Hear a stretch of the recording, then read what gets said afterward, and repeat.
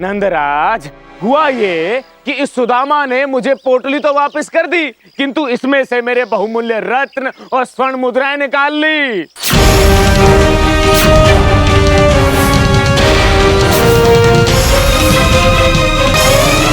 सुदामा, क्या यह सत्य है? नहीं काका, मैं सत्य कह रहा हूँ, मैंने कोई चोरी नहीं की।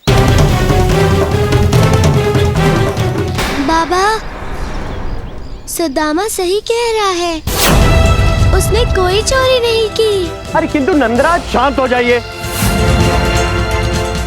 बंसी,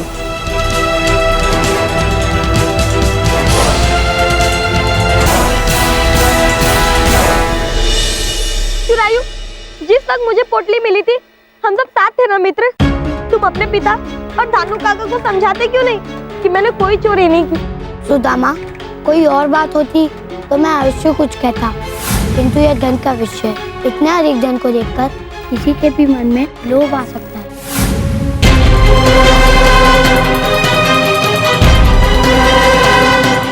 नंद जी, सुदामा के घर में स्वर्ण मुद्राएं तो क्या, काश मुद्राएं मुझे नहीं मिली, मैंने सारा घर छान दिया।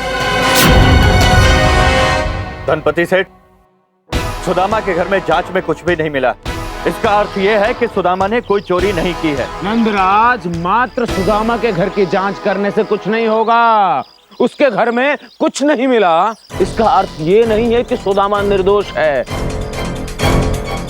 ये तो जमकर पिटाई करनी चाहिए, तभी ये सत्य बोलेगा। बोल मेरी स्वर्ण मुद्राएं कहाँ हैं, मेरे रत्न कहाँ हैं? धनु काका, आप सुदामा को बिना इसका अपराध सिद्ध किए प्रताड़ित नहीं कर सकते। जब सुदामा को ये पोटली मिली तो उसमें मात्र 50 स्वर्ण मुद्राएं थी और कुछ बहुमूल्य रत्न थे, किंतु आप तो कह रहे हैं इसमें 70 स्वर्ण मुद्राएं थी। फिर इसके घर की जांच भी कर ली है, वहाँ भी कुछ प्राप्त नहीं हुआ। इसका अर्थ स्पष्ट है कि ये वो पोटली है ही नहीं धनु काका। हाँ, सुदामा को आपकी पोटली नहीं, अब तो कोई और पोटली मिली है, जिसमें मात्र 10 स्वर्ण मुद्राएं थीं। आपकी पोटली तो अब तक खोई हुई है धनु काका। चूंकि गोकुल में और किसी का धन खोने की कोई सूचना नहीं है, इसलिए ये धन भी सुदामा का हुआ। हाँ कान्हा, तुम बिल्कुल सत्य कह रहे हो। इस धन पर सुदामा के अतिरिक्त तब तक किसी का अधिकार नहीं है, जब तक वो प्रामाणिक रूप से ये सिद्ध न कर दे कि यह धन उसका है। अरे नंदराज, ये कैसा न्याय हुआ? धन तो मेरा था। अरे धानु सेठ के पास क्या धन की कमी है भाइयों? और वैसे भी बड़ी बात तो ये है कि आज न्याय मिला है, और वो भी ऐसे असहाय और निर्दोष बालक को।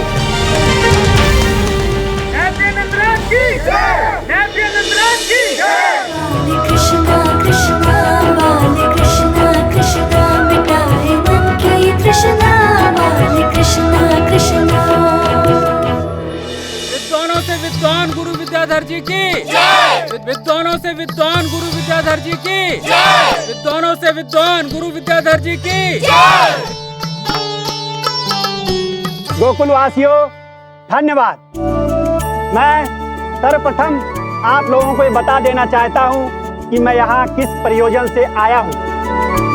बीते दिनों 30 गांव की पद यात्रा की है मैंने, और प्रत्येक गांव से एक बालक को उसकी धनुर्विद्या की योग्यता के आधार पर चुना है। अब बारी गोकुल के बालकों की। देखते हैं गोकुल का कौन सा बालक अपने आप को सबसे योग्य धनुर्धर साबित करता है। हमारे भी ग्राम में एक से बढ़कर एक धनुर्धर बालक हैं। सुबीर, सुयस, विक्रम आदि अनेक ऐसे बालक हैं जो धनुर्विद्या में निपुण हैं, और मुझे आशा ही नहीं पूर्ण विश्वास भी है इनमें से कोई एक बालक धनुर्धर बनकर हमारे गोकुल का गौरव अवश्य बढ़ाएगा।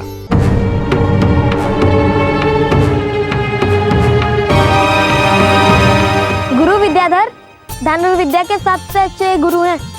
वह स्वयं ही अपने शिष्य चुनेंगे, किंतु कौन होगा वो भाग्यशाली बालक?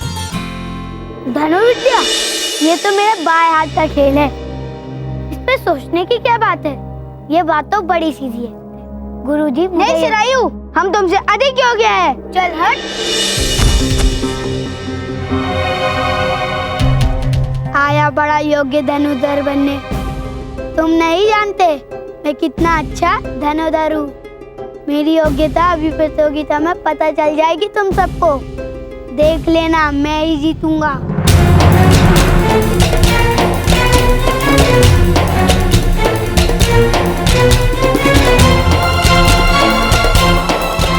शुरायु, इतना घमंड उचित नहीं है। यदि तुम्हें श्रेष्ठ बनना है तो किसी से अपनी तुलना मत करो, अपितु स्वयं को अभ्यास से योग्य बनाओ। तुम अपने आप सर्वश्रेष्ठ हो जाओगे। तुम तो रहने दो कृष्णा। देखो, जिसने आज तक केवल मटकियों पर पत्थर का निशाना साधा है, वो मुझे धनुर्विद्या सिखाने चला है।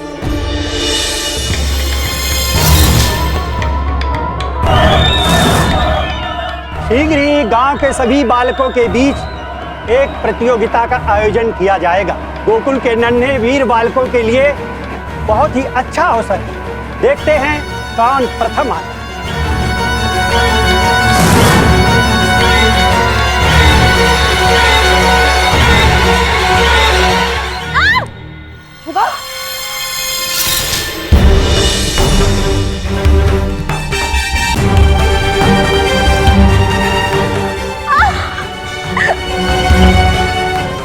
अरे यशोदा को बिच्छू ने डंक मारा है।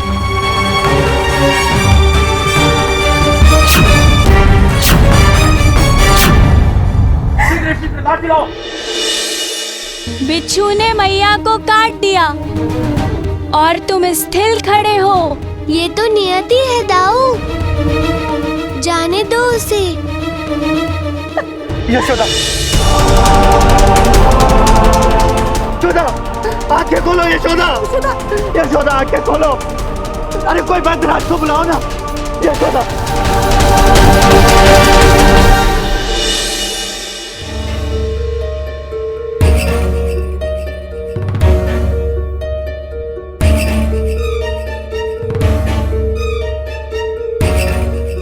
विष के प्रभाव से इसका सारा शरीर नीला पड़ता जा रहा है।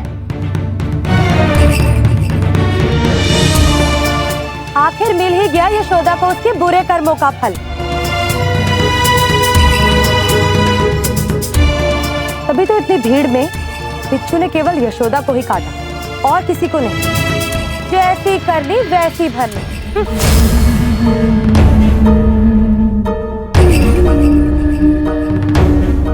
नंदराज जी, विष बड़ा भयंकर है। इसका उपचार मेरे लिए असंभव है।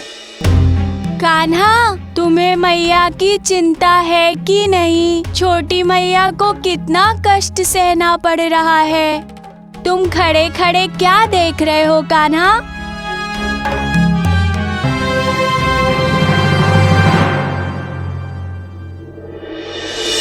कान्हा, ये क्या? बिच्छू का डंक तुम्हारे पाँव में? हाँ दाऊ, जब कोई मेरा अपना दुख में हो तो मैं उस दुख को अपना लेता हूँ दाऊ। ये तो नियति है कि मैया को ये दुख सहन करना पड़ा, पर उनकी पीड़ा मेरी पीड़ा है दाऊ। मुझसे जिसका संबंध है वो दुख में भी अकेला नहीं हो सकता। मैं उसके साथ उस पीड़ा का उतना ही अनुभव करता हूँ। फिर ये तो मेरी मैया है, इस जगत का सबसे प्रिय संबंध है मेरे लिए।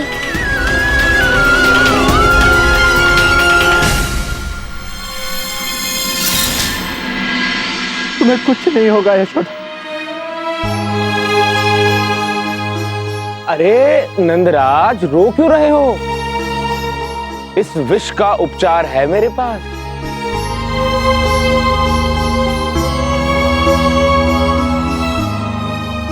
मेरे पास एक ऐसी दुर्लभ जड़ी बूटी है जो इस विष को काट सकती है। धनपति सेठ, मुझे वो जड़ी बूटी दे दीजिए। मैं तुम्हारा उपकार जीवन भर नहीं भूलूंगा। हाँ नंदराज, किंतु क्षमा करना, बड़ी दुर्लभ जड़ी बूटी है ना। बदले में मुझे क्या मिलेगा?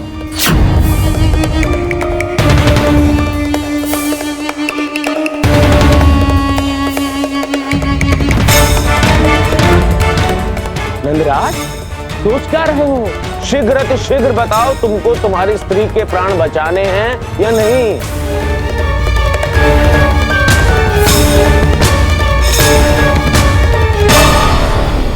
धनपति सेठ, तुम्हें जो चाहिए मैं सब तुम्हें दे दूंगा। केवल मेरी पत्नी के प्राण बचा लीजिए।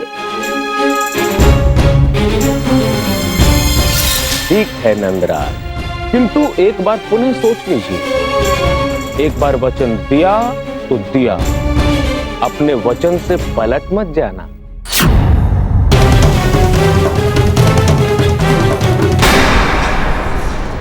मैं समस्त गोकुल के सामने ये वचन देता हूँ, मेरी पत्नी के प्राण बचाने के बदले में तुम जो चाहोगे मैं सब कुछ तुम्हें दे दूंगा। धनपति।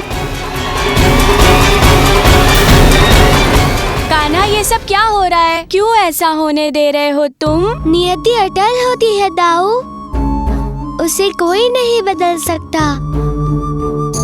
जादूगर,